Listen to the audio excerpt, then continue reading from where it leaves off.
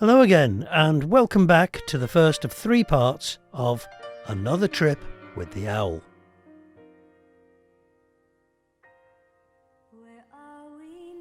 Unusually for this channel, today's video isn't an abandoned and potentially forgotten relic of the past.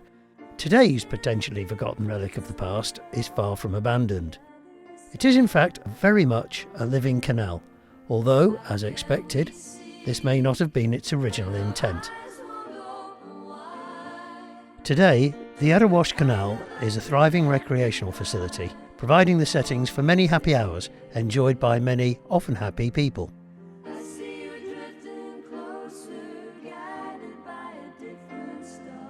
Starting at Trent Lock, close to the point where the counties of Leicestershire, Derbyshire and Nottinghamshire meet, the canal winds its way about 12 miles, generally north, towards Langley Mill in Derbyshire, about 108 feet higher, where it meets with the now defunct 14 miles of Nottingham Canal and the equally defunct Cromford Canal, which was 15 miles.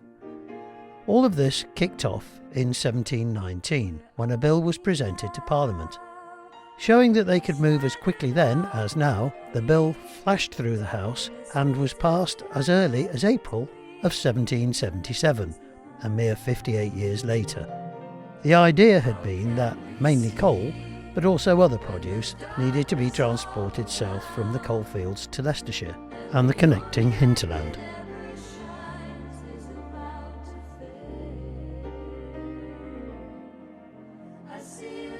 Now, all good stories start at the beginning, and this one begins at 2 pubs. At Trent Lock, cargoes were transferred using cranes to warehouses and to other boats for transportation onto other destinations. The 2 inns have been in situ for many years. What is now the Trent Lock had been the navigation, before settling on its present name.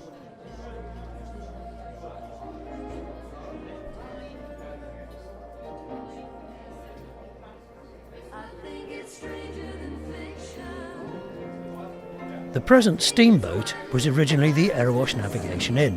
Then, in 1954, that was considered unfashionable, and the very trendy and modern The Fisherman's Rest was the new name. It opened its doors originally in 1791.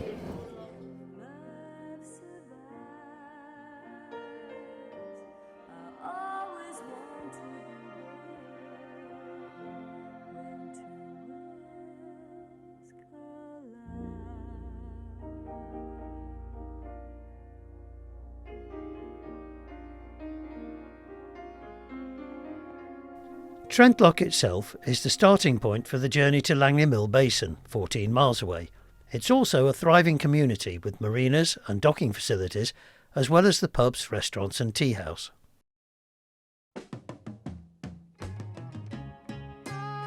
So, moving north, we go through Long Eaton, which was already in existence in Norman times. In 1694, there was a massive conflagration which destroyed most of the marketplace. In 1839, the railway arrived.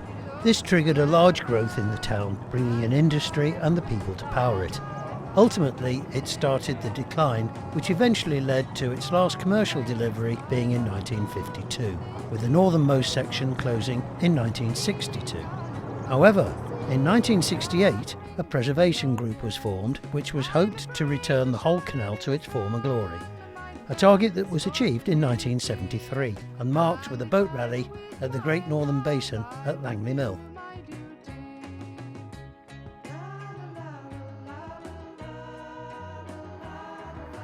Today, in common with many towns in the area, it's more of a dormitory for the neighbouring cities of Nottingham and Derby, with the accompanying traffic, pubs, shops and everything else which goes with thousands of people all trying to live in one comparatively small spot.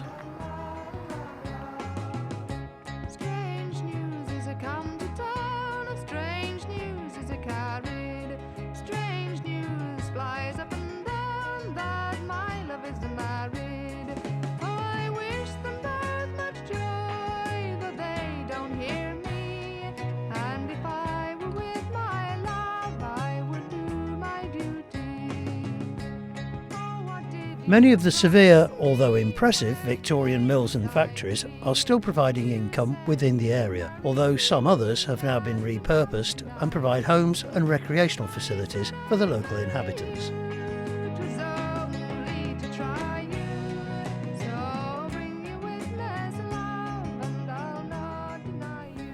As well as repurposing old canal-side buildings, new ones are springing up regularly along the banks, injecting new life into the area.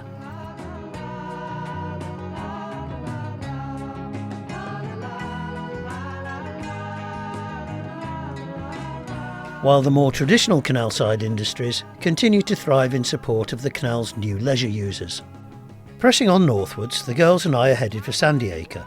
Before we get there, however, we have some lovely sights and countryside to walk through.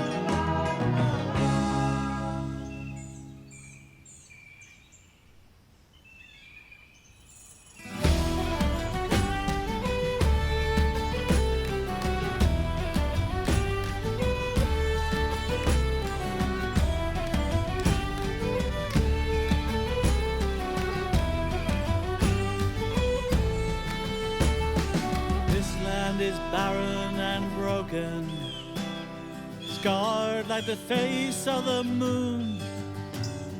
Our tongue is no longer spoken, towns all around face ruin.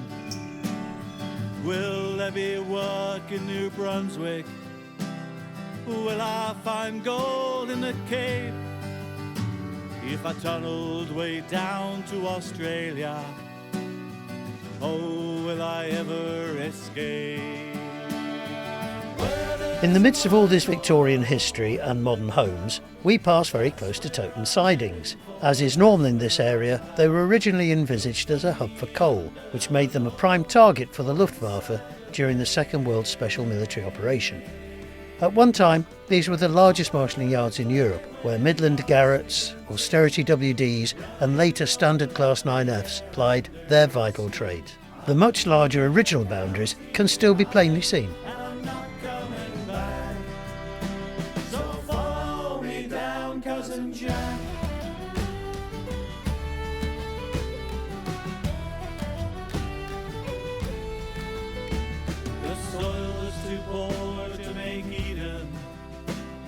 Granite and sea left no choice.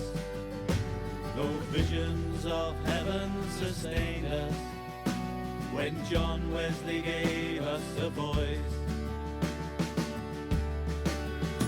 Did Joseph once come to St. Michael's Mount? 2,000 years past in a dream. When you're working away in the darkness, deep in the heart of the sea. It's at about this point, immediately after the Sandiacre Lock, that the now derelict Derby Canal left the line towards the west. A 9-mile spur to Derby completed the idea of making the Derwent navigable all the way to the Trent and the Soar, linking the Derbyshire and Nottinghamshire coal, lead and mineral mines, not forgetting the other produce like lace, grain, etc., to the River Trent for distribution across the country and potentially the Empire. I'm leaving the county behind, and I'm not coming back. So follow me down. A small but very interesting museum now occupies the site of the lockkeepers' cottages. Well worth a visit, but please check online for opening times.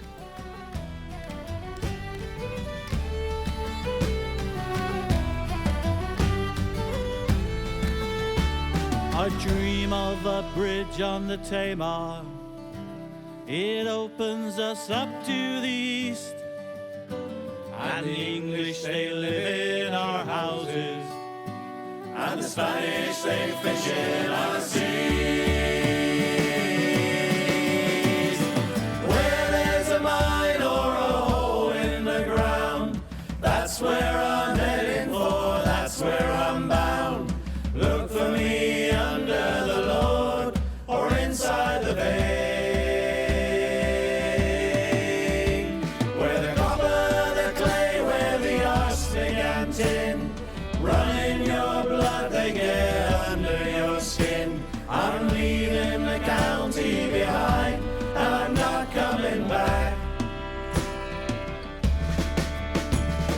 Where there's a mine or a hole in the ground, that's where I'm heading for, that's where I'm bound. Passing beneath the A52 road bridge heralds our arrival in Sandiacre, almost equidistant between Nottingham and Derby. Unfortunately, it's here where we must leave you with the end of part 1. Part 2 is on its way. If you subscribe to the channel on YouTube, you will receive an alert when part 2 is posted.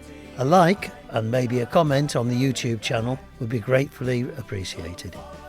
Okay, so I hope to see you all in part 2. Till then, take care. I'll see you later.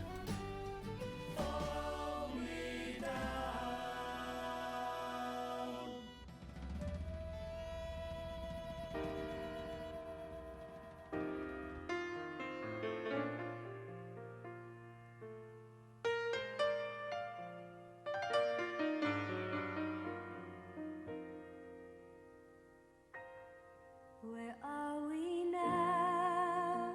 Have we left our love behind? The hill it didn't look so tall from the other side. How can we see